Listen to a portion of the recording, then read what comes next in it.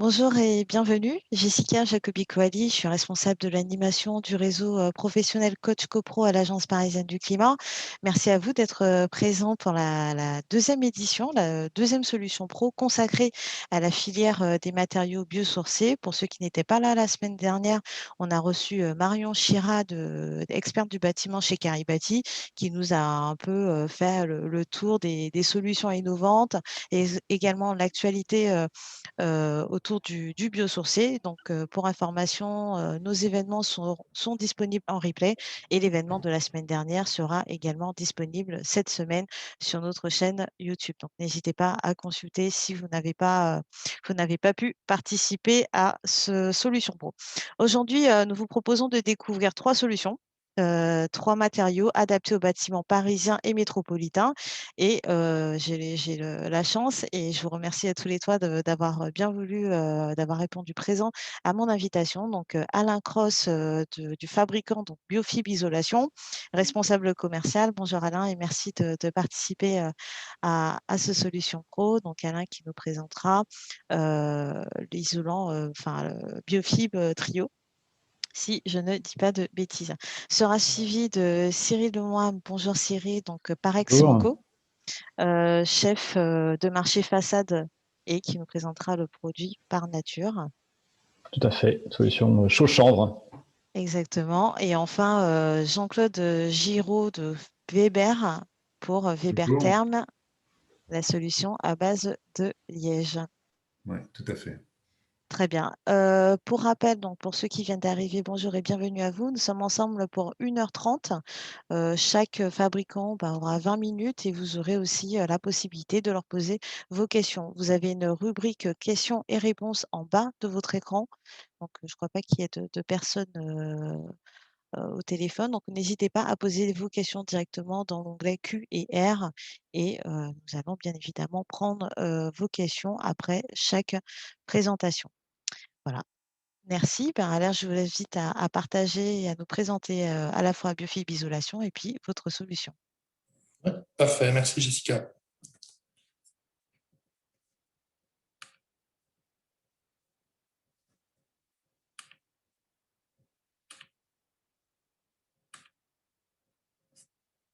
Voilà. Vous m'entendez, on est bon? Oui, c'est parfait. Merci. Alors, donc bonjour à tous. Aujourd'hui, effectivement, je vais vous parler un petit peu de Biofib Isolation. Donc, depuis plus de 10 ans, en fait, l'entreprise Biofib poursuit une ambition qui est de profiter des propriétés naturelles du chanvre et du lin pour concevoir une nouvelle génération d'isolants, plus écologiques, plus sains, plus performants. Biofib, c'est la volonté d'un groupe coopératif, donc une coopérative agricole qui a aujourd'hui un peu plus de 50 ans, qui compte 5000 agriculteurs sociétaires sur la Vendée et les Deux-Sèvres, 1400 salariés, un petit peu plus d'1 milliard de chiffre d'affaires et qui aujourd'hui se partage entre l'élevage et la culture. Donc toutes les productions sont 100% issues de l'agriculture française. Les cultures sont sur la Vendée. L'usine est située au cœur des cultures, donc sur un périmètre d'à peu près une centaine de kilomètres autour du site. On est sur une filière complète du champ au chantier, maîtrise totale de l'approvisionnement puisqu'on cultive en interne nos propres fibres. Les récoltes se font à proximité de l'usine, donc livraison directe. Première étape, le défibrage, qui consiste à séparer en fait l'écorce et la fibre. Deuxième étape, le nappage, qui est la constitution, la fabrication du matelas. Et puis ensuite, conditionnement, expédition et mise en œuvre sur les chantiers. La paille de chanvre a une particularité. C'est une fibre avec des propriétés mécaniques très fortes. C'est une fibre creuse, donc qui est un hygrorégulateur naturel, qui va réguler par capillarité et non par absorption. Donc en fait, il n'y a pas de gonflement ou de dessèchement de la matière. Tout se fait à l'intérieur des canules, comme on le voit sur la vue microscopique. Alors Biofib, c'est quoi? Aujourd'hui, c'est une gamme complète de solutions pour le bâtiment, que ce soit en isolation thermique, semi-rigide, rigide, vrac pour soufflage, insufflation, projection, acoustique avec du vrac, du semi-rigide, du rigide, et puis des solutions d'étanchéité à l'air, membrane, par vapeur, hygrovariable, adhésif. Le produit phare de la gamme, le BioFib Trio, c'est le trio gagnant. C'est le produit le plus certifié de la gamme. C'est le produit le plus performant et le plus polyvalent. On va l'utiliser aussi bien en contre-cloison, cloison, rampant, comble, plafond, plancher, intérieur et extérieur. C'est un produit qui a une excellente régulation d'hygrométrie, longévité des performances dues aux propriétés mécaniques. Il résiste naturellement aux attaques de rongeurs, termites et autres insectes. Le chanvre, en fait, ne contient pas de nutriments et de protéines, donc ne génère pas d'appétence.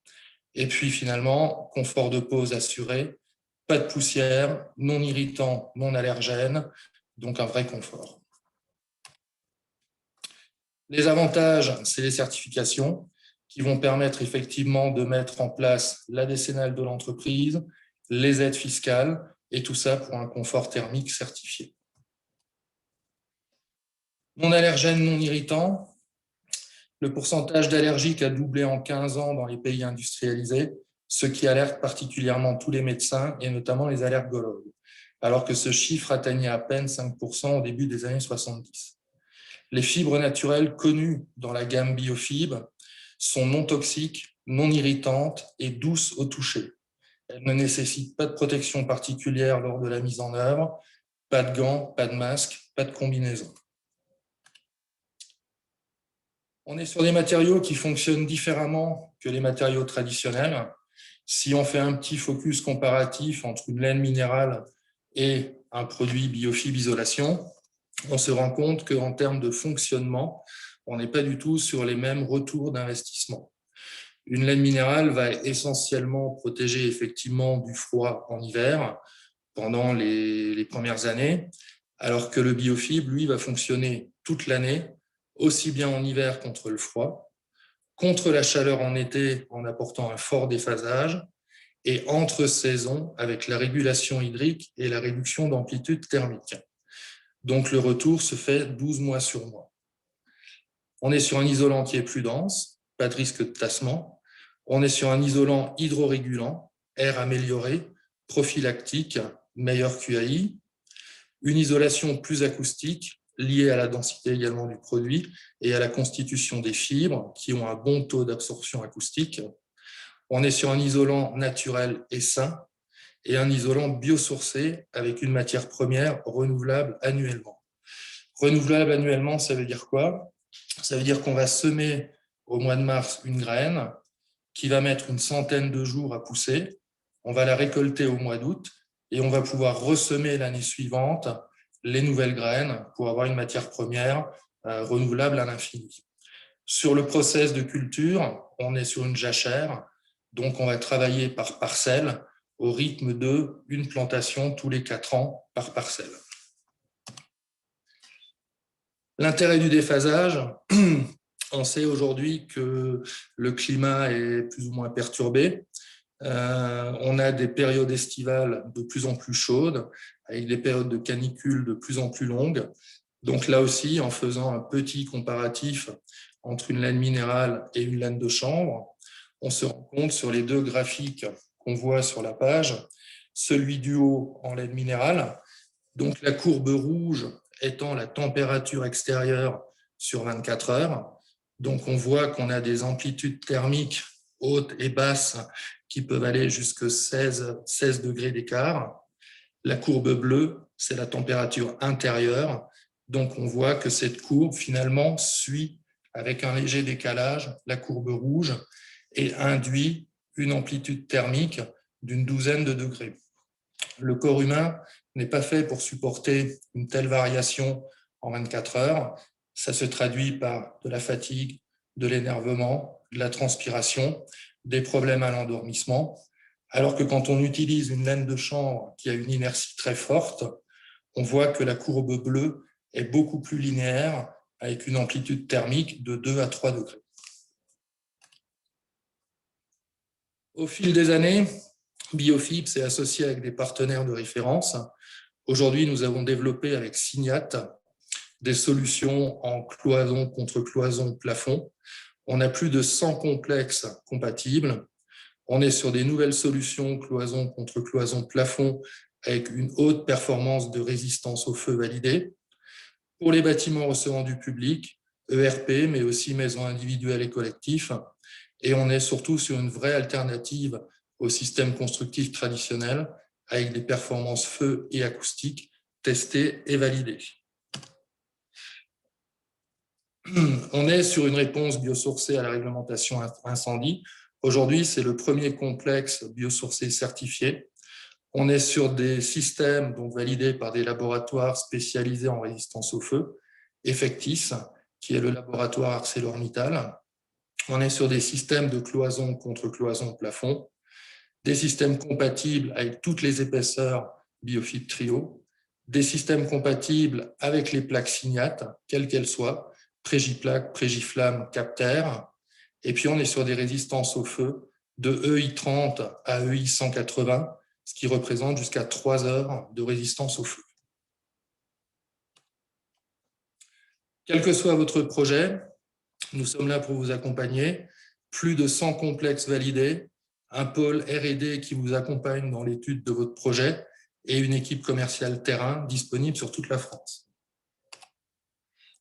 Vous pouvez nous suivre également sur l'ensemble des réseaux sociaux. Biofib communique très régulièrement avec des blogs et des focus, que ce soit Twitter, Facebook, LinkedIn. Le dernier, j'ai oublié, je suis désolé. Vous pouvez nous suivre effectivement au quotidien. Merci à tous. Si vous avez des questions, je serai heureux de vous répondre. Et vous voyez effectivement également mon contact que vous pouvez noter, mais je pense que Jessica fera suivre les présentations. Donc, vous retrouverez après toutes les coordonnées dans le replay. Voilà, merci. Exactement, merci Alain. En effet, donc l'ensemble des présentations seront envoyées juste après, dans la matinée. Est-ce que vous avez des questions? Alors, pouvez-vous nous parler du béton de chanvre? Alors, le béton de chanvre est un mode constructif un petit peu à part. Aujourd'hui, il est géré par une association 1901 qui s'appelle Construire en chanvre, qui exerce depuis un peu plus de 25 ans. Le béton de chanvre est régi par des règles professionnelles qui sont édictées par Construire en chanvre. Donc, le béton de chanvre, c'est quoi? C'est un liant, chaux ou ciment, et c'est un agrégat, la paille de chanvre, donc la chenevotte. L'association des deux permet effectivement, par un procédé chimique à la carbonatation, de réaliser des bétons avec un temps de séchage qui donne après un élément dur. On est toujours sur du non structurel. On va le mettre en œuvre soit en projection sur un fond, soit en banché entre des poteaux-poutres, mais on sera toujours effectivement appuyé sur une structure existante. Merci pour ces précisions. Et alors, dernière précision, pardon, si quand même, il faut que l'entreprise, ça c'est très important, que l'entreprise qui intervient ait suivi une formation qualifiante. Le béton de chanvre relève plus des corps de métier gros œuvre que des corps de métier second œuvre. C'est souvent un maçon plutôt qu'un plaquiste qui va réaliser le béton de chanvre. Très bien, merci. Alors, plusieurs questions. Alors, est-il possible de commander des échantillons? Oui, tout à Est-ce que fait. vous avez un showroom peut-être en région parisienne ou... Alors, on peut effectivement trouver nos produits en présentation chez l'ensemble de nos distributeurs qui sont les négoces matériaux. Mais après, sur simple demande par mail, en m'indiquant effectivement vos coordonnées, vous recevrez en retour un petit colis avec catalogue et échantillon. Ok, donc n'hésitez pas à contacter directement Alain. On vous fera suivre les coordonnées. Peut-on isoler ce produit en ITE? Alors, oui et non. Oui, en fonction du bâtiment. Aujourd'hui, tous les bâtiments ne sont pas encore éligibles. On est en cours de certification auprès du CSTB sur un avis technique en ITE sous bardage dans un premier temps. La Covid étant passée par là, les délais d'instruction tirent un petit peu en longueur. Donc, c'est vrai qu'on aimerait que ça aille un peu plus vite, mais voilà, on dépend des organismes certificateurs. Donc, on attend patiemment leur retour. Mais aujourd'hui, on a quand même déjà effectivement réalisé des chantiers en ITE, que ce soit du pavillon ou voire même du collectif ou du tertiaire. Il faut savoir qu'il existe des solutions de mise en œuvre, notamment avec notre partenaire Signact, sur des plaques de façade, que ce soit la Oiseur Défense ou une Fibro, qui permettent d'encapsuler en fait l'isolant dans la façade. Ok, donc les certifications et les autorisations devraient arriver peut-être courant de l'année. Et on espère même dans le trimestre encore, parce que ça va faire 1 an et demi quand même qu'on est dessus. D'accord, ok, en effet. Ouais. Alors, la question revient 2 fois. Est-ce que vos cultures sont en bio? Non. Alors, le chanvre n'est pas cultivé en bio. En fait, quand on parle d'isolant biosourcé, il est important effectivement de rappeler ce que c'est. Un isolant biosourcé n'est pas comparable à une salade ou une carotte. Donc, on n'est pas sur une culture biodynamique. Simplement, biosourcé signifie que le sourcing, la matière première, est issue soit du végétal, soit de l'animal. Et pour être élu ou éligible en isolant biosourcé, il faut que la composition du produit intègre au moins 85% de masse biosourcée, donc soit végétal, animal. Végétal, ça va être le chanvre, le lin, le coton, la fibre de bois, le liège. Animal, ça peut être la plume de canard, la laine de mouton. Bon, c'est un peu moins fréquent les fibres animales, mais aujourd'hui, les fibres végétales, quelles qu'elles soient, sont largement représentées et disponibles. Les solutions existent. Il ne faut pas se priver, ça apporte un vrai confort à la fois pour le bâtiment et pour l'occupant. Je pense que mes collègues tout à l'heure vous le rappelleront également.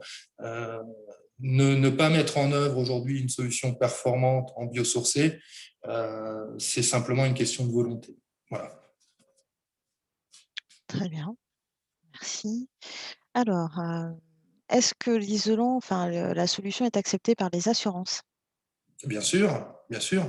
Aujourd'hui, on parlait des pavillons qui n'ont pas de contraintes particulières. Aujourd'hui, on fait du groupe scolaire, on fait des campus universitaires, on fait du tertiaire, on fait des EHPAD, des bâtiments publics. On travaille avec les majors du bâtiment, Bouygues, Vinci, Eiffage. Enfin, on n'a pas de limite. Les produits sont certifiés et sont conformes et sont validés par les bureaux de contrôle sans aucun souci. Ok, très bien. Alors, prochaine question. Quelle est votre gamme de prix par rapport à l'isolation classique, dite classique? Alors, dans l'isolation dite classique, on a une plage de tarifs qui est déjà relativement très large. Si je prends un produit sur une épaisseur de 100 mm, donc 10 cm, en laine minérale, en fonction de la référence produit, on va aller de 2 euros à 7 euros hors taxe le mètre carré. Donc, vous voyez, on a déjà quand même déjà une grosse variété, une grosse disparité de prix sur les isolants dits traditionnels. Pour comparer à une GR32, pour ne pas la citer, qui est une laine minérale couramment usitée dans le bâtiment, une entreprise aujourd'hui va l'acheter autour de 6,70 € hors taxe le mètre carré. En biofibre trio épaisseur 100, on va être positionné autour des 7,50 €, 7,60 €.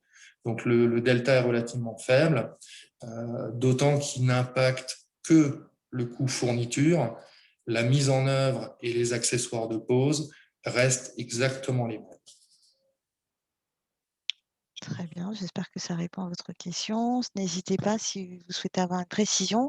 Pouvez-vous nous donner la valeur du déphasage de votre produit pour une épaisseur de 16 cm de biofilm répondant au R égale à 4, attendu en rénovation?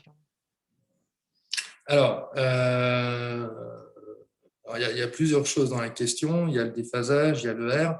En fait, le R et le déphasage n'ont pas de lien direct. Je vais faire une réponse de Normand, mais c'est une réponse qui est totalement honnête. Aujourd'hui, souvent, on donne effectivement une valeur de déphasage sur un matériau de 200 mm d'épaisseur. C'est standard à tous les fabricants, on communique tous sur cette épaisseur. En 200 mm, on va avoir un déphasage qui va aller de 7 à 15 heures, voire 17, 18 heures. Pourquoi aussi large? Parce qu'un bâtiment, le même bâtiment installé au sommet d'une colline à Nice, n'aura pas les mêmes expositions et les mêmes réactions que le bâtiment installé du côté de l'île, au fond d'une vallée, sous les arbres. Voilà. Donc, c'est vraiment une question de situation du bâtiment, de typologie de construction. On peut, sur un même bâtiment, avoir des valeurs totalement différentes. De manière quand même plus globale et générale, on se situe entre 10 et 12 heures de déphasage sur un 200 mm. Donc après, il faudrait faire le calcul, le ratio exact sur un 16 mm. Mais voilà, la valeur de référence, c'est 10 à 12 heures sur un 200 mm. Merci. Alors, il y a une autre question qui revient souvent, donc c'est la gamme de prix, votre prix par rapport à une isolation classique. Alors, comme je l'ai dit précédemment, donc par rapport à une laine de verre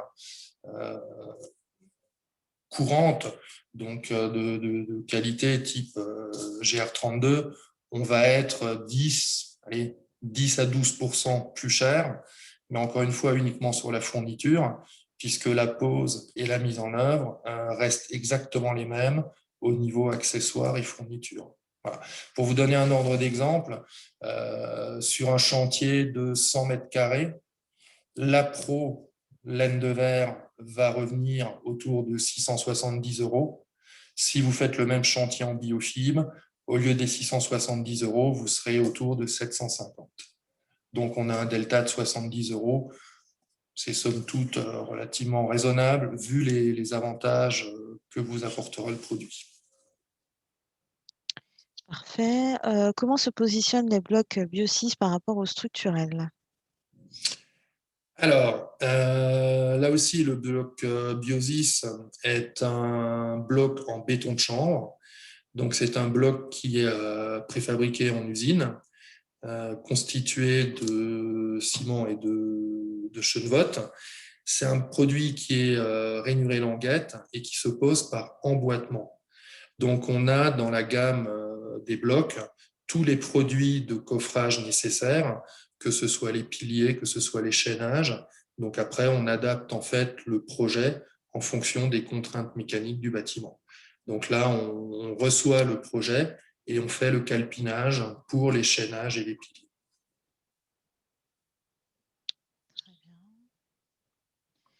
Alors, l'isolation par l'intérieur, par projection, est-elle une bonne solution et pour quelle épaisseur? Alors, l'isolation par l'intérieur en projection, pour moi, c'est du béton de chanvre. Donc, oui, ça peut être une bonne solution.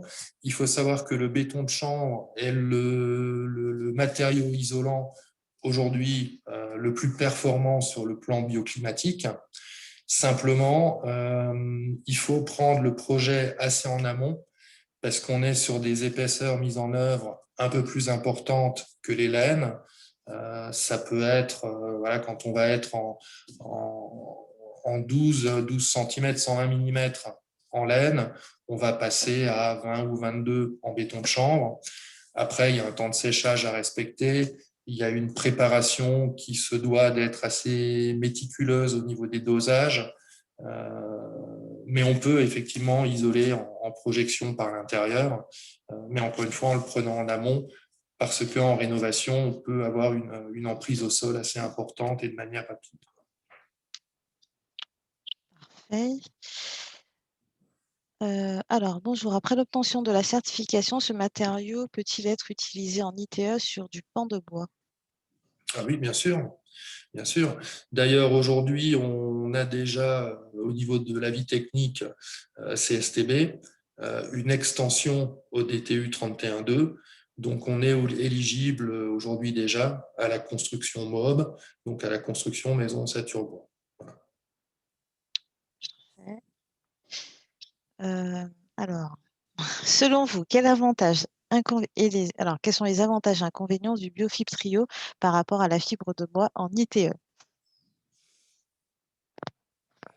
Euh, En fibre de bois, on va trouver deux produits distincts qui vont être la laine de bois, donc qui est un flex, un semi-rigide, et la fibre de bois qui est un panneau rigide. Les deux sont souvent complémentaires puisque le flex va être mis en premier en ossature et recouvert par un panneau rigide qui fera fonction parapluie et support d'enduit ou sous-bardage ventilé. Après, on peut remplacer le flex fibre de bois par un Biofib Trio sur la même mise en œuvre, donc en ossature refermée ensuite par un panneau rigide fonction parapluie, ou alors uniquement en fibre de bois directement rigide quand on est sur des surfaces bien planes. Là, la différence va se faire au niveau de la régulation hydrique. Je le disais tout à l'heure, le chanvre est une fibre creuse, donc qui régule par capillarité. Le bois, la cellulose est une fibre pleine qui régule par absorption. Le comportement des deux peut être différent. On aura peut-être un petit peu plus de stabilité dans le temps avec une fibre de chanvre. Voilà. Ceci étant, les solutions fibres de bois sont pérennes également. Hein. Je ne suis pas là pour les contredire ou les démolir. On a régulièrement entre nous, entre industriels, des isolants biosourcés, des échanges.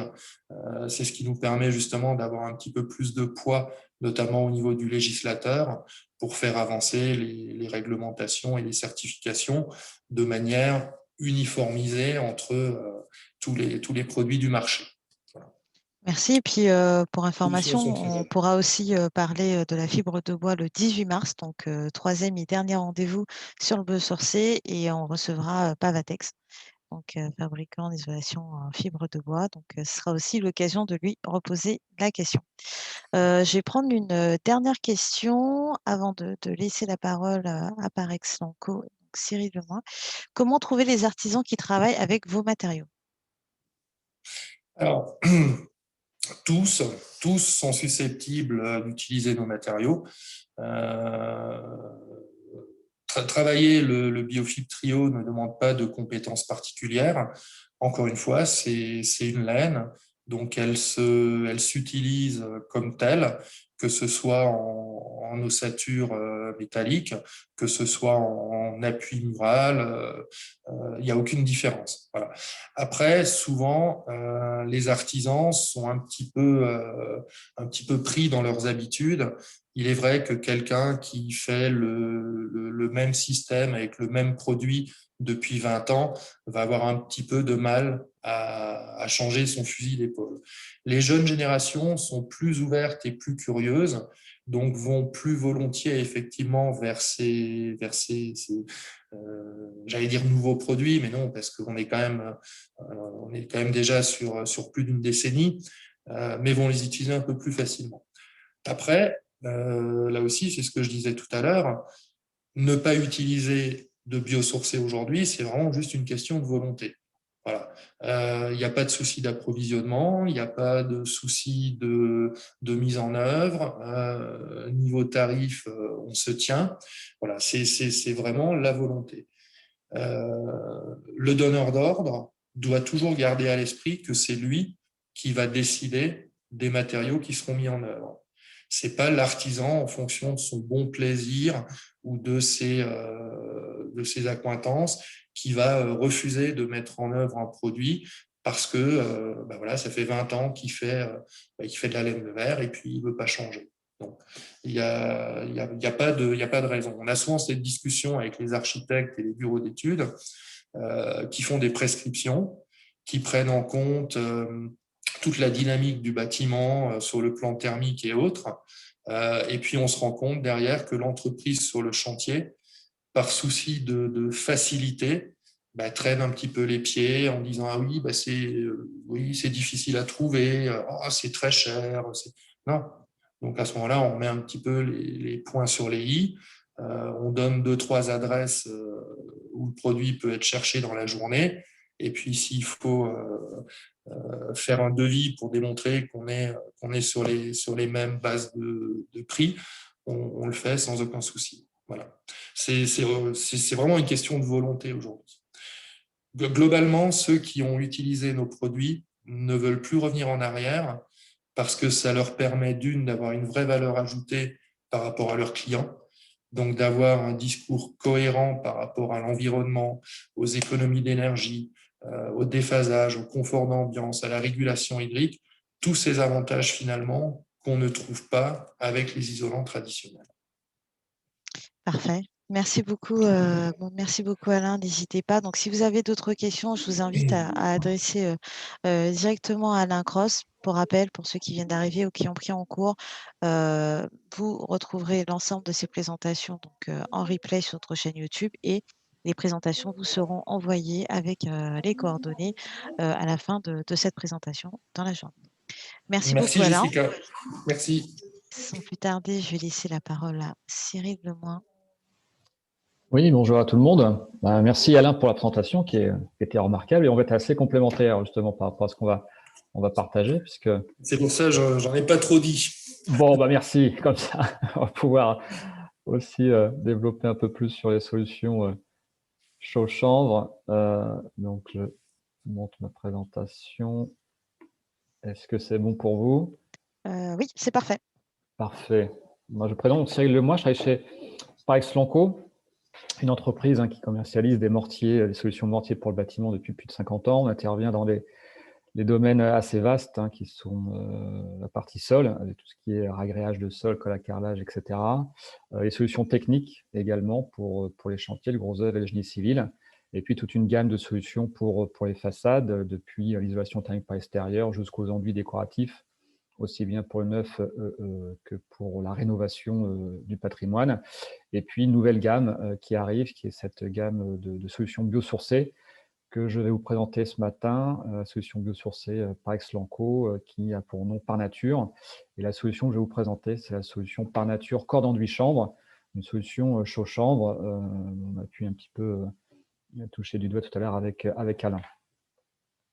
Alors avant tout, ce projet chez Parex, il est le fruit d'un projet collaboratif accompagné par l'ADEME depuis presque 6 ans, où on a réalisé un projet avec beaucoup de partenaires industriels, mais aussi les institutionnels, tout au long de l'élaboration de cette solution biosourcée, à la fois avec des universitaires, des partenaires qui avaient aussi une expertise sur les biosourcés et qui nous ont aidés à réaliser ce produit que je vais vous présenter.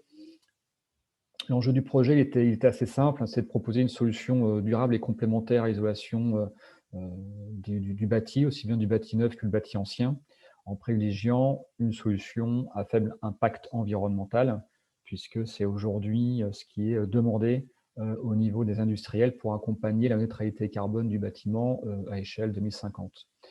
Ce qu'on souhaitait aussi, c'était de travailler à la massification des solutions biosourcées avec une mise en œuvre simple, mécanisable, pour minimiser les coûts et améliorer les rendements de la projection des solutions enduit chaud-chanvre.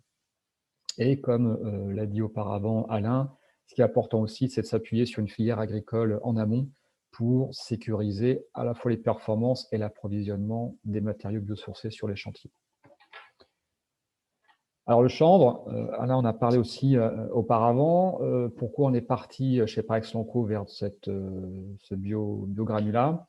Parce que c'est un produit, un matériau aujourd'hui qui est déjà réputé et disponible avec une filière existante. Donc, ce qui est important, c'est d'avoir un produit déjà connu et reconnu au niveau des produits du bâtiment, hein, le chaud-chanvre, hein, c'est des solutions qui existent depuis très très longtemps, hein, des mélanges qui étaient faits sur chantier avec application manuelle. Donc on a un retour d'expérience qui est assez forte. Donc le chanvre, hein, pour être assez rapide, puisqu'Alain vous l'a déjà présenté, c'est une plante annuelle qui améliore les parcelles agricoles, hein, puisque grâce à ses racines, il fait remonter les nutriments en surface, qui est peu gourmande en eau et peu d'entrées phytosanitaires.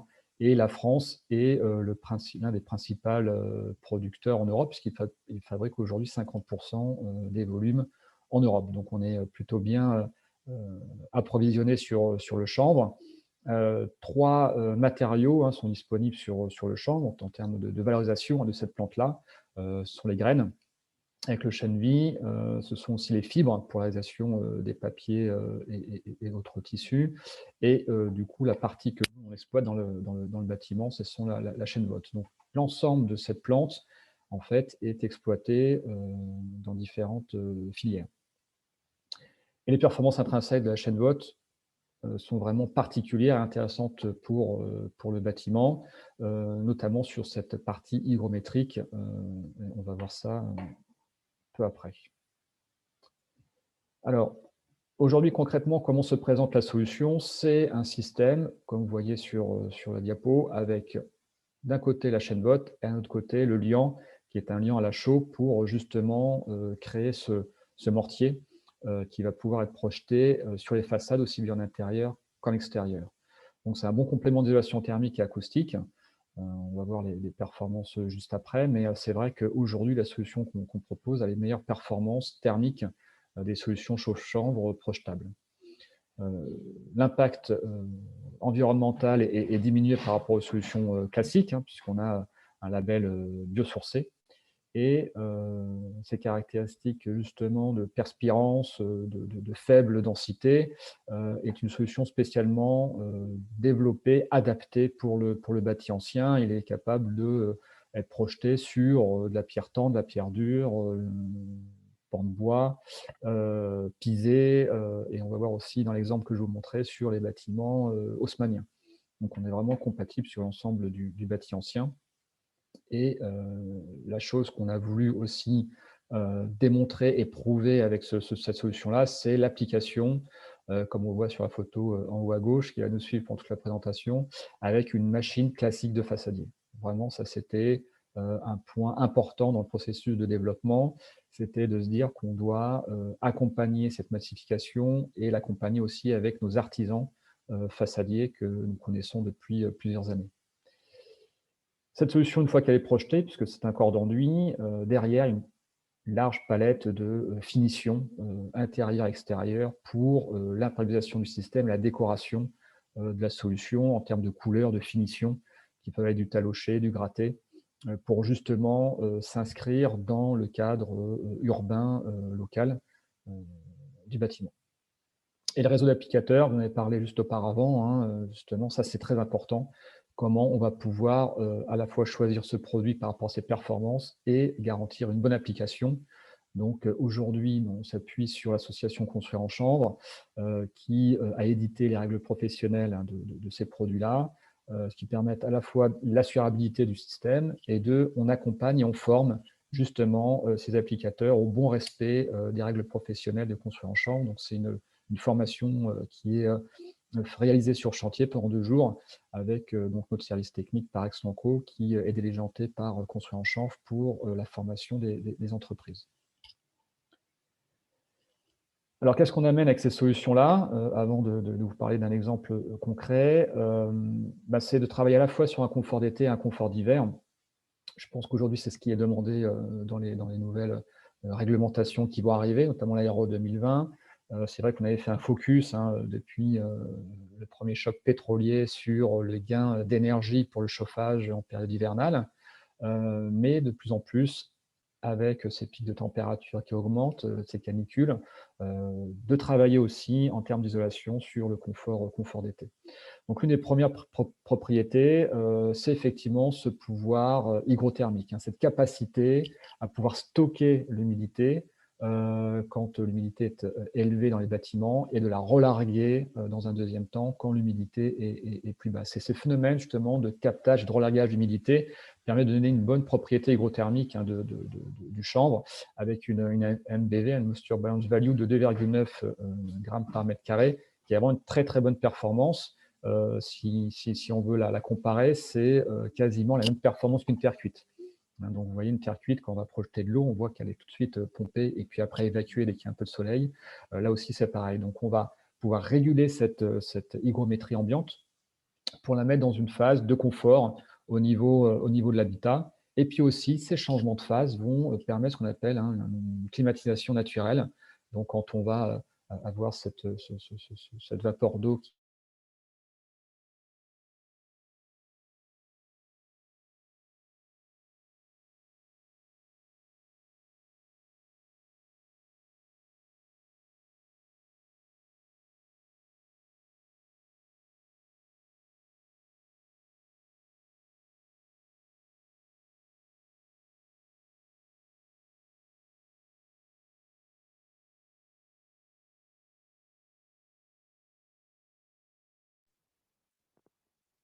Est-ce que vous entendez encore Cyril?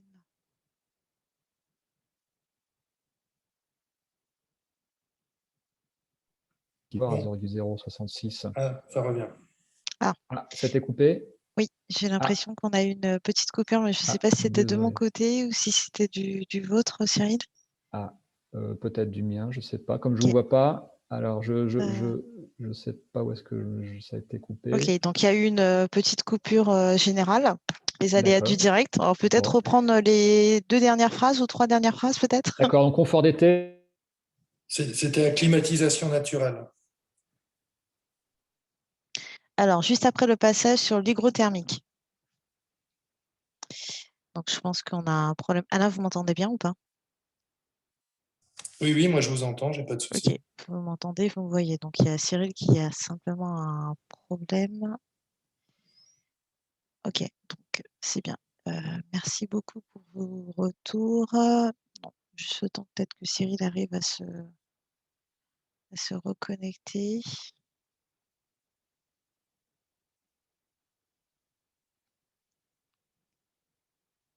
Alors, nous avons été coupés 5 minutes.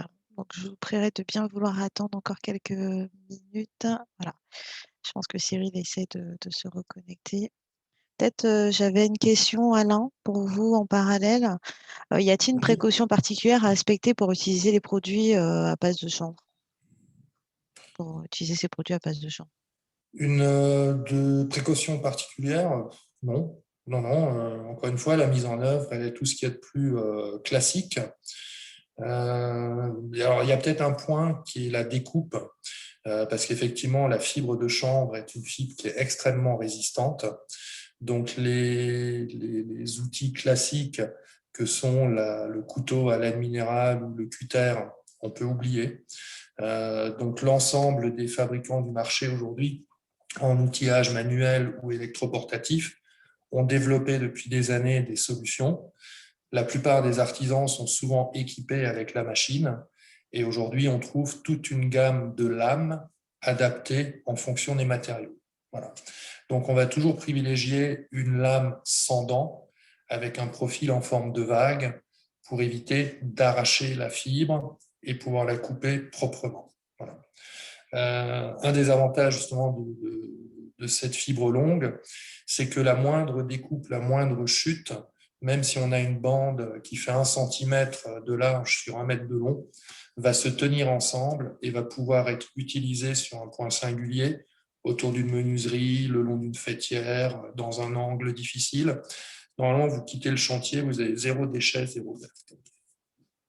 Très bien, donc j'espère que ça répond à votre question. Alors, le chanvre est-il aussi intéressant dans les climats chauds type tropical ou méditerranéen? Oui, complètement. Parce qu'on parle souvent effectivement en isolation du phénomène en hiver qui est de se protéger contre le froid, mais le chanvre contribue également beaucoup à se protéger de la chaleur et de l'humidité. Je n'étais pas rentré davantage en détail, mais Cyril en a parlé un petit peu. Le fait effectivement que la fibre de chanvre soit une fibre à capacité hygroscopique, ça va lui permettre d'absorber les excédents d'humidité dans l'air ambiant, les stocker et de relâcher à des périodes décalées. Souvent, en automne, en fin de journée, on a davantage d'humidité à l'extérieur. Cette humidité a tendance à pénétrer dans le bâtiment. Elle va être absorbée et stockée par la paroi. Quelques semaines plus tard, en hiver, quand on va commencer à chauffer, on va dessécher mécaniquement l'air intérieur et la paroi va jouer son rôle respirant et va relarguer de l'humidité dans l'air ambiant. Ce qui permet finalement, tout au long de l'année, quelle que soit la période, d'avoir un taux hydrique intérieur relativement stable, autour des 55-60% d'humidité, qui est un taux optimal et sain pour une habitation. Merci pour ces précisions, Alain. Bienvenue de nouveau, Cyril. Oui, désolé. Pas de problème. Si Bon. vous avez un problème de connexion, n'hésitez pas à couper votre caméra, peut-être pour avoir une meilleure bande passante. Et je vous laisse partager de nouveau votre écran. Donc, si je crois qu'on a été coupé à partir de la partie sur l'hygrothermique, oui, le passage sur l'hygrothermique. J'ai vu qu'Alain avait repris la parole, donc merci pour son aide. Oui, on avait quelques sujets encore sur chanvre, donc il a commencé à en parler. Très bien, donc oui, cette régulation hygrothermique est importante. Voilà, donc aussi la partie des phasages. Et puis pour le confort d'hiver, continuité thermique hein, qui est notée ici de 0,066, qui en fait l'un des plus performants en termes de continuité thermique sur les solutions chaud-chanvre projetées. Et puis la respirabilité du support aussi, qui est important pour la perméance au niveau du bâti ancien, hein, notamment sur les maisons anciennes. Hein, ce qui est important, c'est de laisser respirer les parois pour justement pas avoir des problèmes, notamment de points de rosée sur les différents isolants qui peuvent être mis en œuvre. Alors, un exemple, du coup, pour justement mettre un petit peu en exergue hein, ces éléments. Alors, j'ai pris un exemple d'un immeuble haussmannien qui est au niveau parisien, région parisienne, hein, les éléments en termes de rénovation des bâtis anciens les plus importantes, les plus caractéristiques, avec quelque chose qu'il faut noter, c'est que on a à la fois les façades sur rue, où là on a des calcaires fermés, notamment des façades qui vont être classées, donc sur lesquelles on peut intervenir. Là, sur les façades sur rue, on peut intervenir, mais au niveau de l'isolation en intérieur, donc là c'est vraiment pour de la rénovation assez lourde, et puis un peu plus intrusif, bien évidemment. Par contre, il y a toutes les parties de façade sur cour, qui sont des façades pan de bois avec du remplissage, des solutions plâtre notamment, qui représentent à peu près 60% des façades hein, des immeubles haussmanniens. Ce sont les façades sur cour, où là, les systèmes d'isolation, tels que par nature comme du chanvre, peut être mis en place sans aucun souci. On a fait une étude thermique avec Pouget, hein, qui est un bureau d'études thermiques et fluides sur Paris, justement sur un cas concret, sur un bâtiment haussmannien boulevard Voltaire, où là, on s'est mis plutôt dans des conditions assez défavorables pour la solution, puisque là, il y a seulement 40% de la façade qui est exposée sur la façade sur cour. Et on a mis du coup en place le système par nature conduit chambre de 8 cm en extérieur, et on a réalisé du coup des simulations thermiques sur ce bâtiment. Donc sur ce bâtiment-là, concrètement, l'application de la solution, suivant le chauffage hein, qui est appliqué, soit au niveau gaz, soit électrique, permet une économie d'énergie jusqu'à 20% avec l'application de ce produit-là. Donc, on intervient en rénovation sur un immeuble haussmannien au niveau des cours intérieures, là où on a parfois des accessibilités assez compliquées, puisqu'on peut mettre en œuvre soit mécaniquement, soit manuellement, des solutions sur lesquelles, là, dans cet exemple-là, avec 40% des façades en cours ou courettes, permet une économie de 20% en termes d'énergie après la rénovation. Donc, c'est un exemple parmi d'autres. On a aussi beaucoup d'exemples sur les maisons individuelles sur lesquelles on intervient en intérieur et en extérieur, où là aussi, on a des gains énergétiques de la même proportion, de 20 à 30%. Alors, pour finir, voilà, l'ambition de ce projet-là, je pense, comme l'a dit aussi Alain, c'est vraiment la massification des produits biosourcés au niveau du bâti. C'est avant tout la mécanisation, la mise en œuvre qui est aujourd'hui faciliter l'application et recruter aussi des artisans pour pouvoir proposer ces solutions-là. Ça passe par une machine classique, donc pas d'investissement supplémentaire pour avoir un accès plus simple de cette solution-là et rendre accessible la solution chaud-chambre. En termes de productivité, on améliore avec la projection la productivité aux alentours de 80 mètres carrés par jour pour 5 cm d'épaisseur. Ça améliore le budget des travaux et c'est aussi incitatif au niveau des artisans pour promouvoir eux-mêmes cette solution au niveau de leur devis, de leur chantier. Et l'assurabilité de chantier, ça c'est aussi un point clé. Les règles professionnelles construites en chanvre permettent d'avoir une assurabilité de ces chantiers et on accompagne évidemment la formation des artisans. Voilà ce que je voulais partager avec vous. Désolé pour la petite coupure. Jessica, si jamais il y a des questions. Alors, est-ce que vous avez des questions?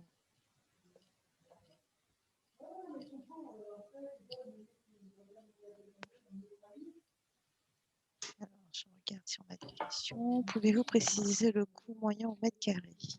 Le coût moyen mètre carré, aujourd'hui, par rapport à une rénovation classique, chaud-chambre, c'est-à-dire qu'on vient sur un édifice déjà existant, on fait le piochage, on installe l'échafaudage, et on fait une rénovation classique à la chaux. Et si on fait la même rénovation avec l'application préalable du Peinture Conduit Chanvre, on est sur une plus-value, enfin une hausse en tout cas, d'alentour de 30% au niveau du fourni posé. Donc, quand je fais une rénovation classique à la chaux, on va dire ça va être 100 € le mètre carré, fourni posé. Là, on va passer à 140 €, entre 130 et 140 € avec toutes les performances qu'on va pouvoir apporter avec l'application du Peinture Conduit Chanvre. Très bien. Merci pour ces précisions. Est-ce que vous avez d'autres questions? C'est vrai qu'on a eu beaucoup de questions tout à l'heure autour du chanvre.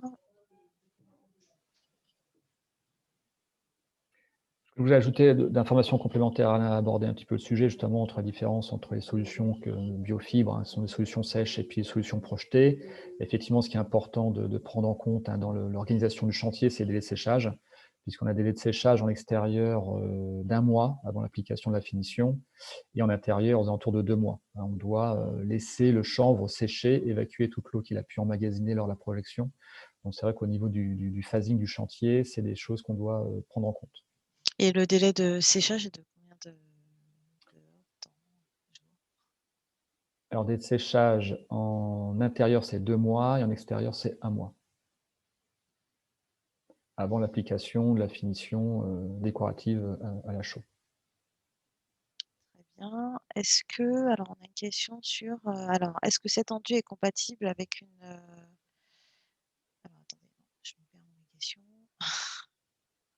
Ah oui, est-ce que l'enduit en chanvre s'applique sur tout type de parois? Alors, ça s'applique sur quasiment tout type de parois, excepté le béton banché sur lequel on doit intervenir seulement en intérieur. On n'a pas assez d'accroche pour le béton banché. Sinon, il intervient sur quasiment l'ensemble des bâtis existants. En neuf, on intervient sur bloc béton ou sur briques. Et sur la rénovation, on intervient vraiment sur l'ensemble des supports, même le pisé, qui est un support extrêmement complexe. On intervient sur pisé, pierre dure, pierre tendre, maison en pan de bois, daube, etc., sans aucun souci. Très bien. On a plusieurs questions liées aux pieds de mur. Donc, comment sont traités les pieds de mur? Est-ce que l'enduit descend Alors, pied de mur, au ça niveau c'est du effectivement un point sol? singulier. Pied de mur, le chanvre, ne craint pas l'humidité, mais craint l'eau projetée. Donc, on va appliquer une solution à la chaux. Donc, nous, c'est une solution par lumière STH qui va traiter les pieds de mur jusqu'à 20 cm en bas de mur, qui va permettre de réguler justement l'humidité qui peut arriver au niveau des fondations pour pas que l'humidité monte au niveau des murs. Donc, on va assécher les murs grâce à ce système-là et on va empêcher le chanvre d'aller jusqu'au pied de mur pour qu'il ne soit pas, on va dire, les pieds dans l'eau. Ok, parce que c'est vrai qu'après, la question qu'on avait, c'est est-ce que c'est compatible avec une problématique de remontée capillaire? Voilà, donc il faut avant tout, c'est toujours traiter les remontées capillaires, qui est un sujet très, complexe dans la rénovation du bâti ancien, puisque les fondations, anciennes ne sont pas traitées comme les nouvelles, donc il n'y a pas de rupture capillaire. Donc là, on a des systèmes qui sont vraiment adaptés, donc un produit à la chaux avec beaucoup, de d'air occlus à l'intérieur pour stocker les sels et puis on va aussi, pouvoir injecter, des solutions, pour justement stopper, les remontées capillaires au niveau du mur. Très bien. Est-ce que le produit se rétractile pardon, au séchage? Alors, au niveau du séchage, on a un petit peu de retrait. C'est pour ça qu'on fait aussi un traitement, particulier au niveau des murs entrants. Donc, une fois qu'on a D'accord. projeté le produit, on va, mettre un coup de truelle au niveau des angles entrants pour justement, favoriser la fissuration au niveau de cet angle-là. Puis après, il sera traité juste avant l'application de la finition. Et sinon, après séchage, il y a, plus du tout de retrait. Et est-ce qu'on a une, nécessité d'un entretien, d'une maintenance particulière? Pas du tout, pas du tout. Comme l'a dit, Alain, c'est des produits, inertes. On n'a pas du tout de traitement chimique, pendant le broyage. Tout ce qui est animaux et cetera, n'ont aucun intérêt à manger ce produit-là. Au contraire, il est en plus bourré de silice, donc ça a plutôt blessé les animaux et il a une très bonne tenue, dans le temps, sans aucun problème. Quelle épaisseur minimale pour cet enduit? Alors on est entre, on peut descendre jusqu'à 2 centimètres, de 2 centimètres, 8, 10, 12 centimètres. Donc on peut vraiment être en projection, assez fine. Ça va dépendre des performances. Enfin, on peut l'utiliser juste en renformis, pour, restructurer une façade et puis après ça va dépendre des performances thermiques qu'on veut associer, mais on peut passer à 4, 6 centimètres, en intérieur, par exemple, sans souci, sachant que toutes les propriétés hygrothermiques, sont, obtenues à partir de 4 centimètres.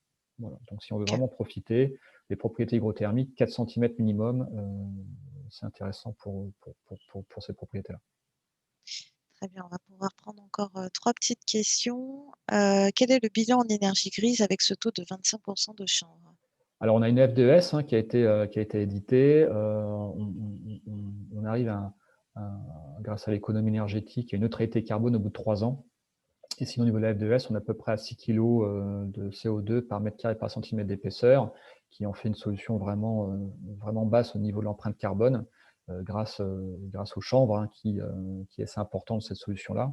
Donc qui ne permet pas d'effacer complètement, la charge carbone, du liant, du transport et surtout de la mise en œuvre et surtout et surtout en fait aujourd'hui, de la fin du cycle de vie, puisque c'est ça aussi qui pèche aujourd'hui, c'est justement la capacité à recycler les matériaux.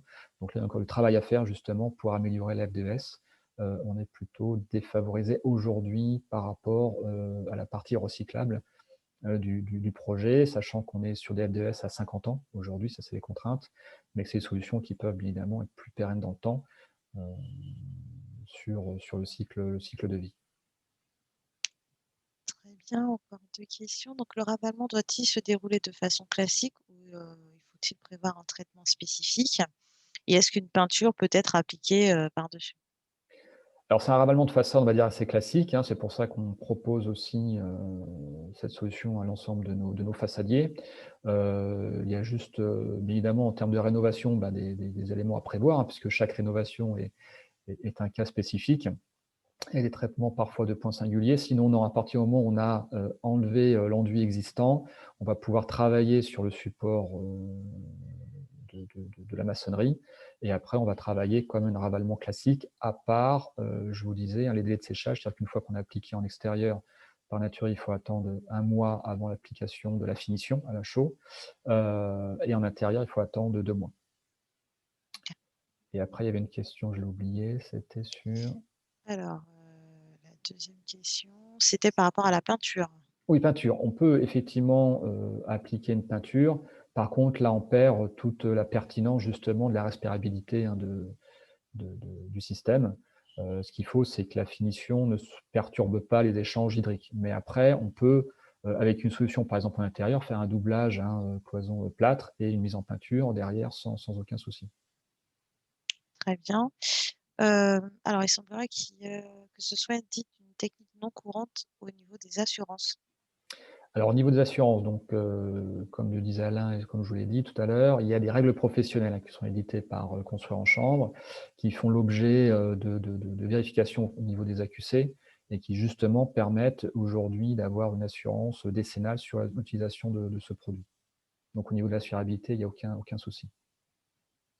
Très bien. Et une dernière question, faut-il la mise en œuvre d'une armature? Alors, on peut mettre une armature au niveau des points singuliers, justement, pour limiter les fissurations, comme on le met sur des solutions d'enduit de façade classique. Très bien. Alors, c'est vrai qu'on a encore d'autres questions. Donc, s'il nous reste un peu de temps après le passage de Weber, on y répondra. Sinon, n'hésitez pas à adresser vos questions directement à Cyril ou moi. Voilà. Avec grand plaisir. Merci Merci. beaucoup, Cyril. Merci. Jean-Claude. Oui, c'est bon. Je vous vois. Oui. Parfait. Oui, je prenne l'écran. Oui, allez-y.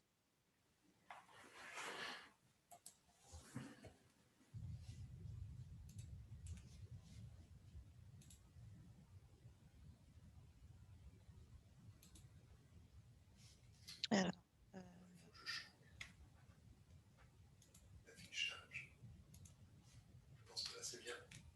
c'est parfait. Tous, Alors, oui. Allô? oui, c'est bon, on vous entend, allez-y. Vous m'entendez? Très bien.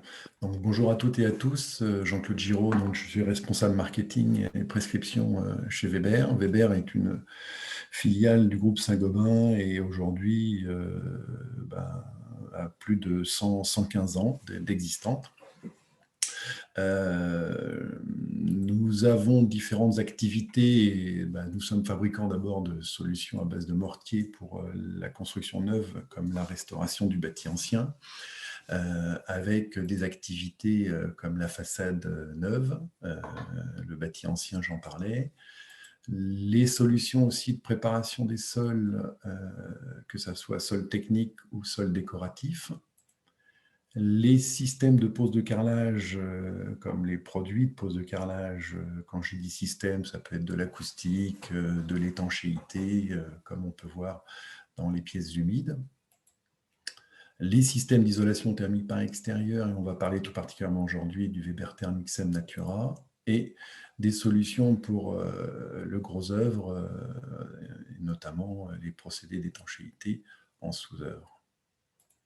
Alors, le groupe Saint-Gobain, comme dans le domaine puisqu'on est dans le domaine de l'environnement et avec les objectifs de zéro émission de carbone d'ici 2050 liés aux accords de Paris, Weber est dans cette démarche avec si vous voulez, un objectif à 2025 de 30% de réduction de son empreinte carbone, de 20% de consommation de matières, donc diminution de la consommation de matières premières pour passer à des matières secondaires, 30% aussi de diminution des matières plastiques que l'on peut avoir dans les emballages, et enfin le recyclage et la valorisation de ces déchets avec une diminution des déchets de 5% par an et une valorisation à minima de 30%.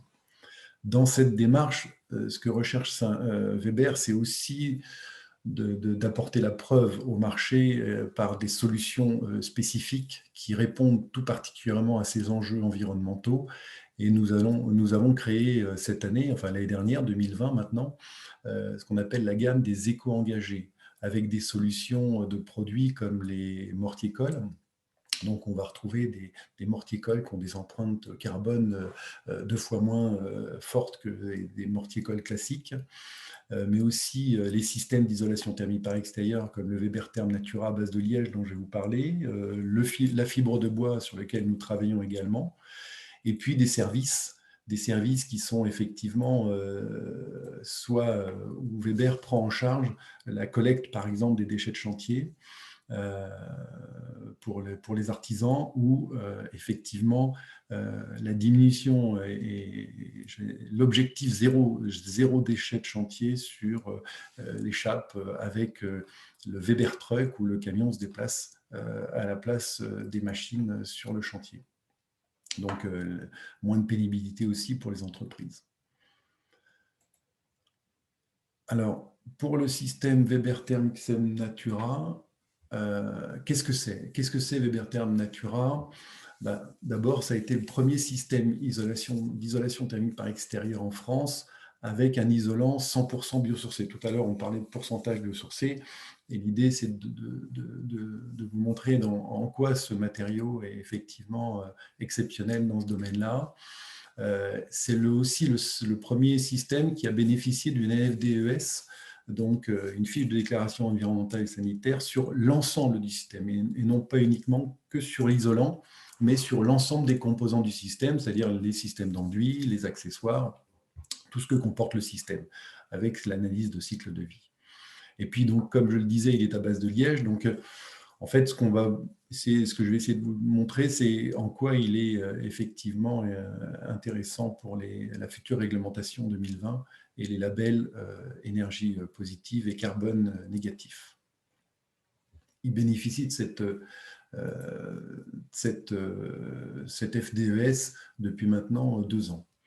Alors, plutôt que de vous en parler de manière précise, je vais vous passer un petit film qui présente effectivement le liège, qui est issu, alors comme vous le voyez ici, de la Suberé. Alors, comme disent les Portugais, le Montado, je le présente, peut-être que je le dis mal, mais en l'occurrence, c'est pour vous dire que le Portugal est le premier producteur mondial de liège, avec plus de 50% de la production mondiale.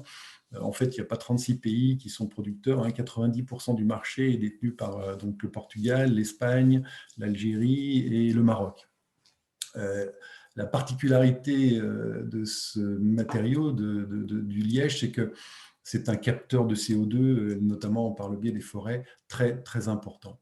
Mais aussi, c'est un espace de biodiversité qui est mis en avant par ces forêts, notamment parce que ces forêts abritent des espèces, de multiples espèces d'oiseaux, de mammifères, mais aussi de reptiles et d'amphibiens. Alors, je vous passe un film, ça présente le système, et notamment ça vous présente la fabrication du liège et de notre procédé. S'il y a un problème de son, vous me dites. C'est parfait. Vous aussi offrez une protection naturelle à votre habitat. Weber Therm Natura, le nouvel isolant 100% biosourcé. Le liège est un isolant naturel reconnu depuis longtemps. Endémique du bassin méditerranéen, le chêne-liège vit jusqu'à 200 ans. Véritable puits de carbone, il permet une nouvelle récolte tous les 9 ans. Les planches de liège récoltées sèchent naturellement à l'air libre et sont exposées au soleil et à la pluie au minimum 6 mois. Elles sont ensuite traitées à la vapeur d'eau, vous garantissant un produit sain. Avec Weber Therm Natura, Weber crée le premier système d'isolation thermique par l'extérieur, respectueux de la nature. Respirant, perméable à la vapeur, Weber Therm Natura stocke les calories durant la journée et les restitue vers l'extérieur durant la phase nocturne.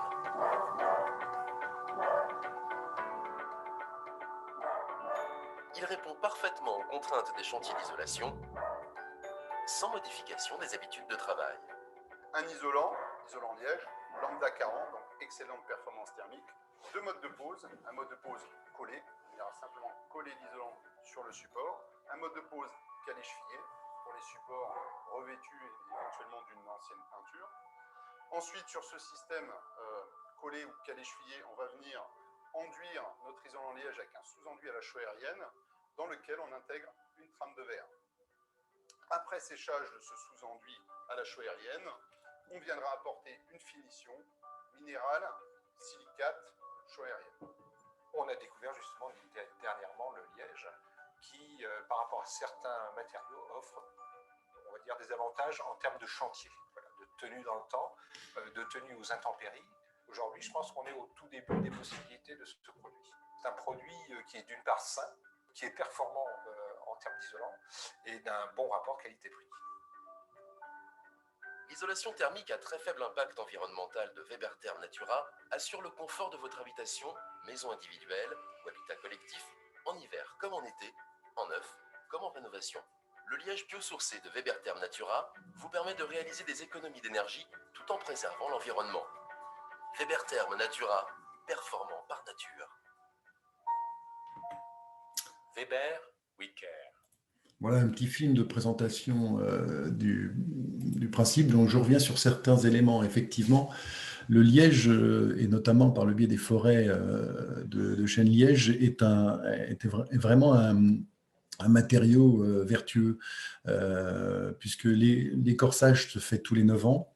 C'est-à-dire qu'il n'y a pas de destruction de la matière première qui est l'arbre, et justement le fait de l'exploiter et d'avoir cet écorçage régulier fait que le chêne liège absorbe encore plus de CO2, puisque il absorbe entre 2,5 fois à 4 fois plus de CO2 quand il est exploité par rapport à un arbre non exploité. L'autre gros atout de ce matériau, c'est que on n'a besoin d'aucun additif, quel qu'il soit, de liant pour l'agglomérer, puisque c'est dans sa composition, et notamment par la subérine, que lorsqu'il est chauffé par la vapeur d'eau, il va s'expanser et ensuite il va s'agglomérer grâce aux presses et grâce à cette subérine pour faire des panneaux, si vous voulez, isolants. Donc pas d'ajout de matière quel qu'il soit. Et puis d'autres avantages pour l'isolation thermique par extérieur, puisque c'est un matériau imputrescible, donc il peut aller jusqu'au sol, voire même être enterré. Il est résistant au feu. Nous avons passé les tests donc avec des appréciations de laboratoire, des tests qu'on appelle les tests Lépire 2, qui permettent effectivement de valider son comportement au feu sans aucun ajout d'autres matériaux, d'autres barrières coupe-feu, donc jusqu'à des bâtiments de 3e famille A ou B, donc 28 mètres. L'autre avantage de ce matériau, c'est sa structure en nid d'abeille qui lui permet d'avoir à la fois une performance thermique, mais aussi acoustique. Et puis enfin, on peut vraiment parler de confort d'été avec ce type de matériau. On en parlait tout à l'heure, l'inertie, donc qui est une qualité de ce matériau, permet de faire effectivement, entre le stockage de la chaleur de la journée et la restitution la nuit, permet effectivement de ne pas absorber la chaleur à l'intérieur du bâtiment. Il a pour 15 cm d'épaisseur d'isolant un déphasage de 10 heures sur construction ossature bois et de 13 heures sur des matériaux plus denses comme le béton ou le parpaing. Alors, si je résume le système, puisque c'est un système que nous proposons sur le marché, c'est un système donc, qui est collé quand on est en construction neuve, qui est calé chevillé quand on est en rénovation et qui est collé quand on est sur construction ossature bois. Si on regarde en coupe, on va avoir effectivement notre isolant avec les multiples épaisseurs de 5 à 30 cm d'épaisseur possible, et toujours un sous-enduit minéral à la chaux qui permet de faire l'interface entre l'isolant et les parements décoratifs, donc qui est lui-même armé d'une fibre de verre. Et enfin, on a plusieurs types de finitions, ce qu'on appelle des enduits minces ou des enduits épais à la chaux en parement. Ce système, bien sûr, détient l'ensemble des avis techniques nécessaires pour faire des procédés d'isolation thermique par extérieur, donc que ce soit des enquêtes, des évaluations européennes ou des documents de technique d'application, donc les avis techniques français. Les APL, je vous en parlais pour les appréciations au feu. Et puis aussi, bien sûr, je le disais tout à l'heure, une FDES sur l'ensemble du système qui permet, dans l'analyse du cycle de vie, de voir que en fait, ce matériau, quand on regarde l'impact carbone qu'il a, en fait, c'est un impact négatif, puisqu'il y a plus de captation de CO2 dans la production jusqu'à la fin de vie que de création. Un mot quand même sur les enduits de finition, puisqu'on est quand même sur Paris où on a une sensibilité aux matériaux. Donc, nous avons souhaité vous proposer un enduit à la chaux aérienne sur cet isolant, donc avec le Weber-Therm 305.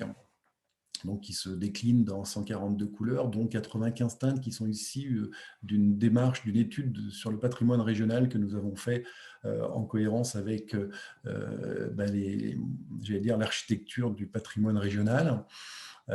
Et puis aussi, il se décline dans différents aspects comme gratté fin, taloché, matricé, et donc à la fois contemporaines et à la fois traditionnelles.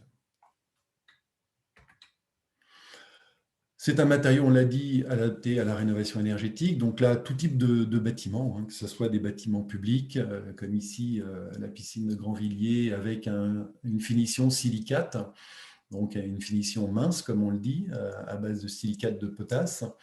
Et puis des façades d'immeubles parisiens avec effectivement des finitions à la chaux, comme le Weber-Therme 305 dont je vous parlais juste avant. Donc, qu'on voit aujourd'hui avec des maîtres d'ouvrage comme la IRIVP de plus en plus intéressés. Et enfin, adapté sur des projets de bâtiments neufs. Et je voudrais juste faire un focus sur un bâtiment emblématique d'une nouvelle démarche de construction durable, le concept ABC, dont vous avez peut-être entendu parler, qui est un projet qui a été déployé par Bouygues à Grenoble, où nous avons pu mettre en place 3400 m² de notre système Weber-Therme XM Natura. Alors le projet, le concept, en 2 mots, c'est Autonomous Building for Citizens. C'est à la fois effectivement des ambitions fortes au niveau des économies, de l'autonomie en énergie, en eau et en réduction des déchets ménagers. C'est aussi une analyse de ces résultats pendant 5 ans.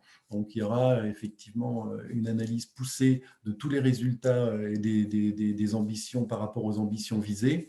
Et puis aussi, l'habitant est au cœur du projet. Et donc, c'est à la fois un bâtiment qui se veut répondre aux enjeux sociaux, mais aussi aux défis environnementaux, qui a été créé par Valol Épices. Et je vous propose justement de voir la mise en œuvre de notre système sur ce bâtiment avec quelques images.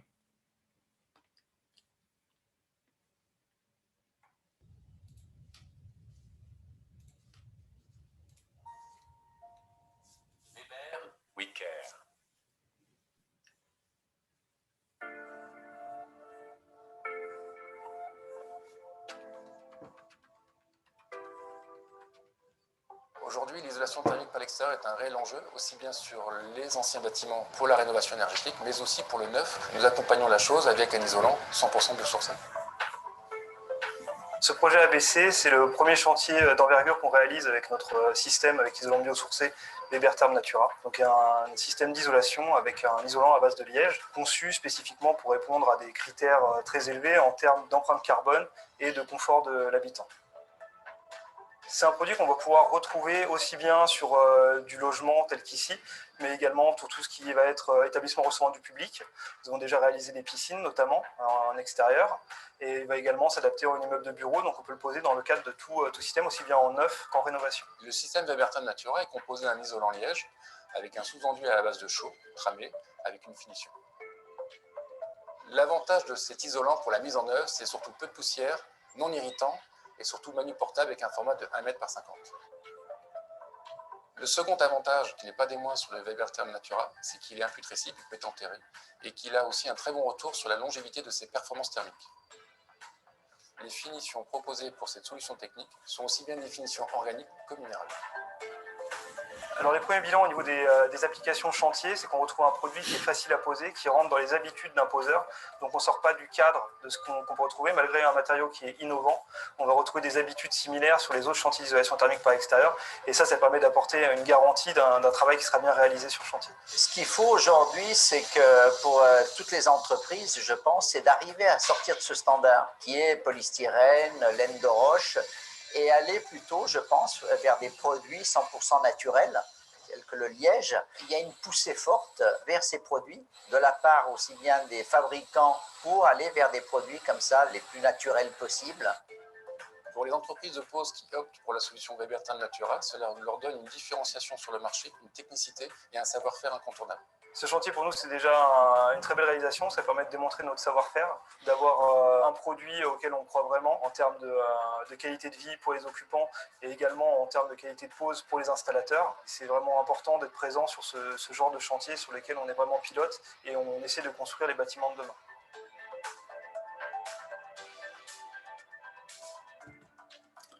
Voilà. Voilà ce que je tenais à vous dire et je vous remercie de cette écoute. Juste pour finir, avant de répondre aux questions s'il y en a, nous venons de mettre à votre disposition sur notre site internet un configurateur ITE qui permet effectivement de choisir à la fois le système le plus adapté en fonction des besoins que vous pouvez avoir, et aussi donc de retrouver l'ensemble des objets BIM adaptés à ce choix-là. Donc ça vous oriente, ça vous guide sur le choix à la fois de l'isolant, enfin du système, et de retrouver l'ensemble des certifications, mais aussi des démarches BIM sur ces matériaux. Voilà. Très bien, merci beaucoup Jean-Claude. On a une première question. Le Weber Therm XM Natura est-il 100% produit et assemblé en France? Alors, je l'ai dit, donc en France, nous n'avons pas assez de... Il y a quelques producteurs de liège, mais pas suffisamment, puisque, je le disais tout à l'heure, 90% de la production est faite entre le Portugal, l'Espagne, l'Algérie et le Maroc.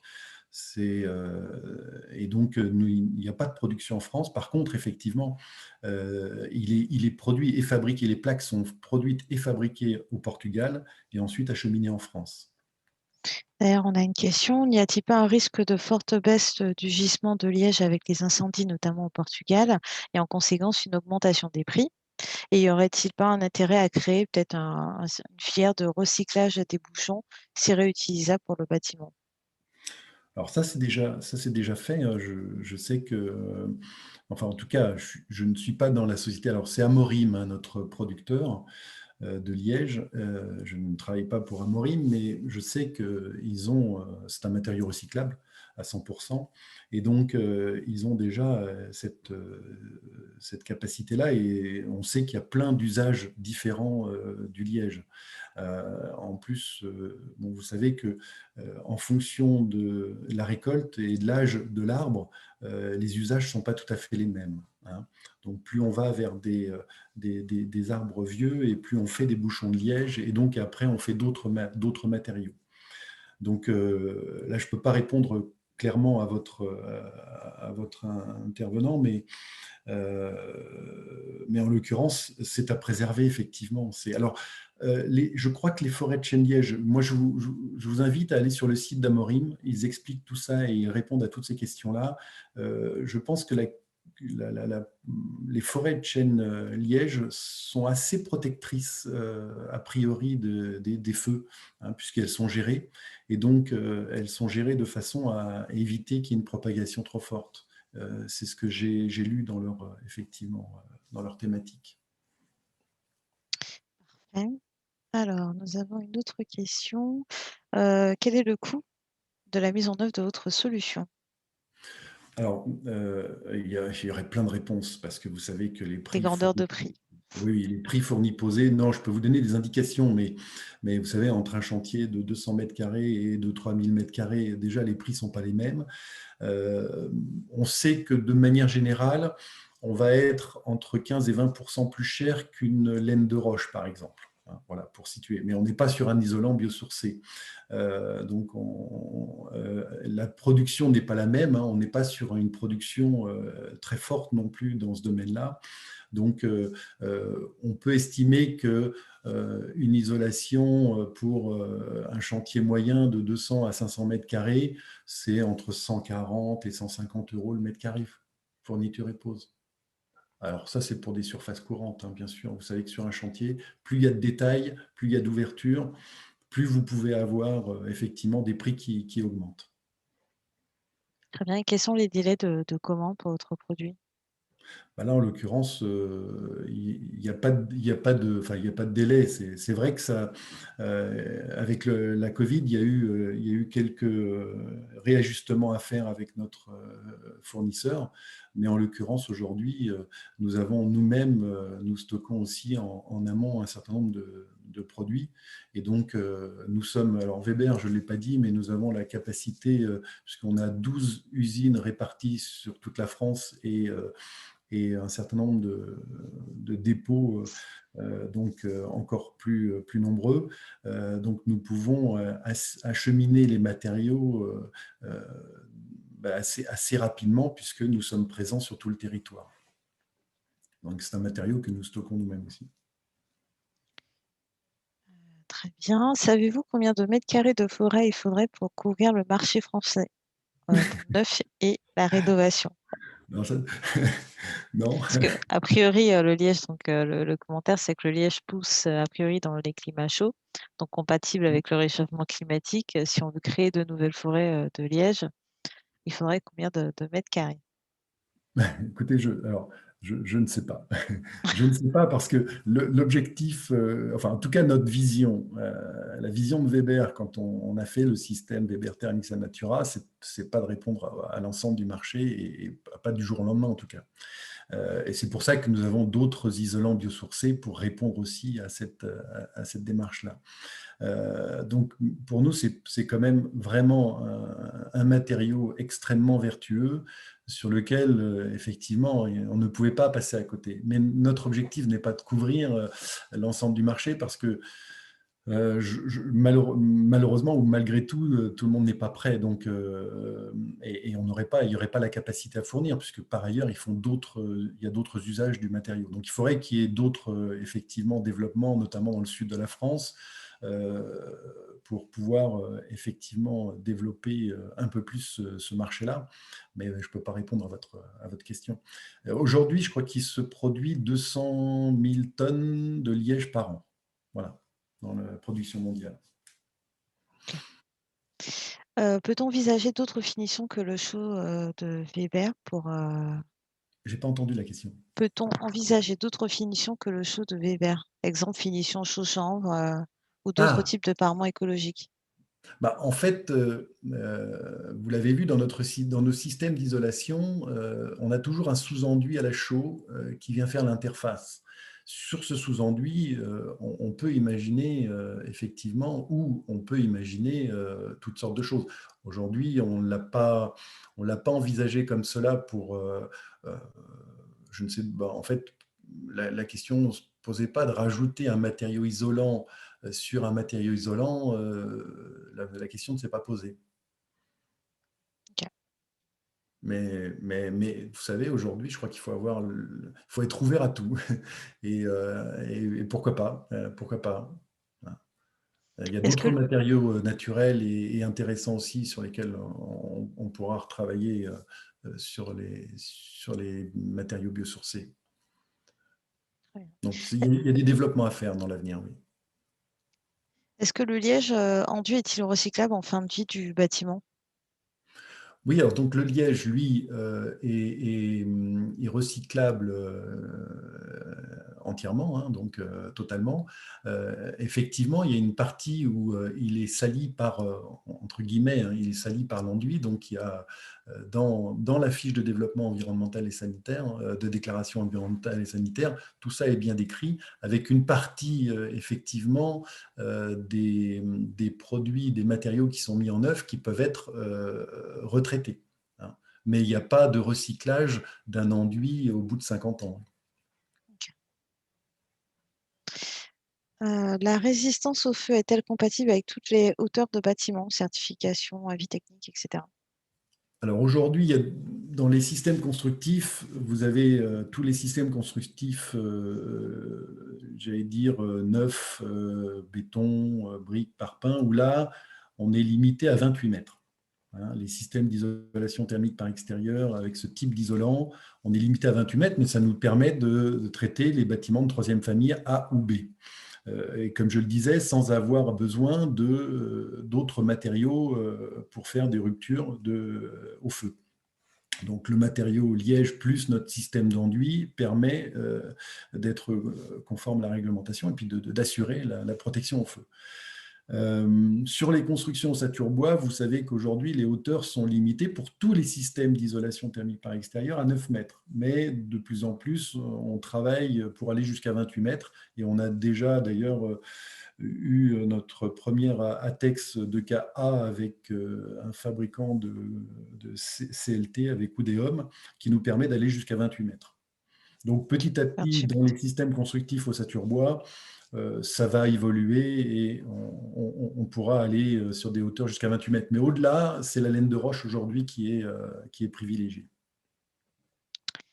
Très bien, merci. On va peut-être prendre une dernière question sur peut-être un peu plus technique, mais quelle est la façon dont le produit stocke l'humidité, par absorption ou par capillarité, et comment il restitue aussi cette humidité? Excusez-moi, ça a coupé en même temps que vous faisiez la... Je n'ai pas entendu la question. Vous m'entendez bien là? C'est bon? Oui, oui. Ok. Quelle est la façon dont le produit stocke-t-il l'humidité? Est-ce que c'est par absorption ou capillarité? Alors, je ne saurais vous répondre, puisqu'il est imputrescible. Alors, je ne saurais vous répondre sur le sujet. Après, n'hésitez pas à, comme je disais tout à l'heure, à nous renvoyer les questions par mail et puis on pourra toujours aussi Ouais. vous répondre par la suite avec les équipes concernées. Bon, c'est un matériau qui, comme je dis, qui peut être enterré. Donc, il a une excellente résistance à l'humidité. Donc, il ne craint pas l'eau. Et ça fait un matériau aussi bien intéressant pour le stockage que pour l'usage.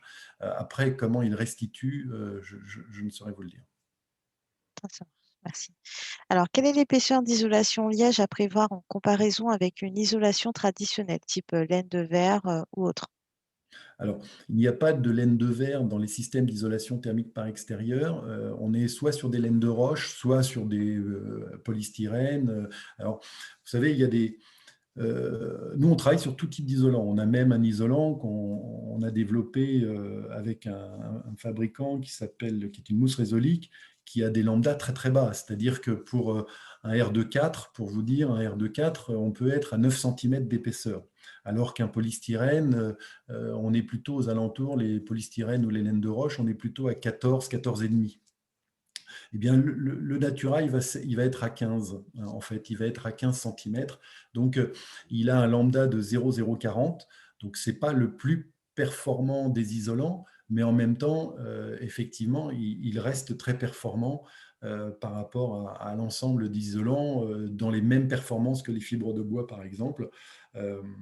Donc, il faut à peu près, c'est ça, pour un R de 3,7, il faut 15 cm de Natura. Très bien. Mais je vous propose de terminer. Merci à tous les trois d'avoir répondu à cette invitation. Merci à vous, cher public, d'avoir participé à ce deuxième rendez-vous sur les matériaux biosourcés. Donc, le prochain aura lieu le 18 mars. Donc, bientôt, vous allez recevoir une invitation pour vous inscrire. Donc, n'hésitez pas à relayer. Pour rappel, donc, cet événement sera disponible en replay très bientôt. Merci à vous. Merci à tous les trois et à bientôt. Au revoir. Merci Jessica. Merci Au revoir. Jessica. Au revoir.